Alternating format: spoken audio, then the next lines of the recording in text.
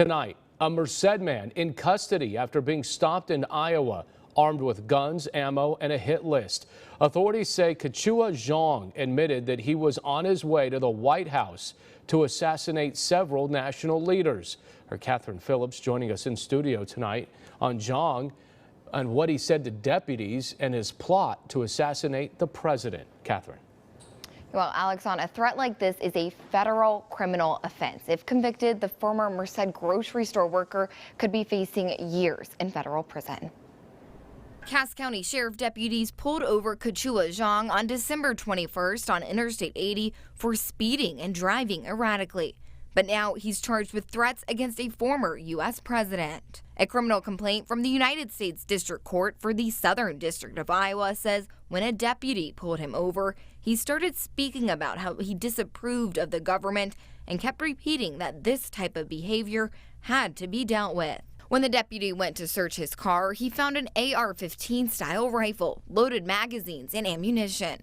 The criminal complaint also says when Zhang was pulled over, the White House's address was routed in the GPS, and he told investigators he had planned to drive straight there. Zhang was interviewed by the Secret Service and told them he was working at a grocery store in Merced just until he could combat the evil demons in the White House.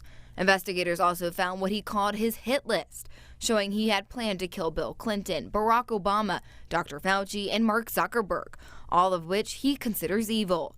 The criminal complaint also says he would kill President Biden too, unless he promised to comply with his demands. He even showed investigators a map of the White House, showing how he planned to get in, and told them he had a grappling hook he was going to use to climb the White House fence. Attorney Charles McGill says investigators will consider threats like this one real. And we have a whole branch of government, the Secret Service, whose responsibility is to make certain that someone who makes those kind of threats cannot carry them out. While Zhang is still in custody now, any future conviction and sentencing is up in the air. I think his mental health is going to play a part in this. I think it's going to be very obvious that his mental health is going to be a really big issue as to whether or not he could actually carry out the threats he was making. He had the means and the ability, he had the weapons to carry out the threats he was making.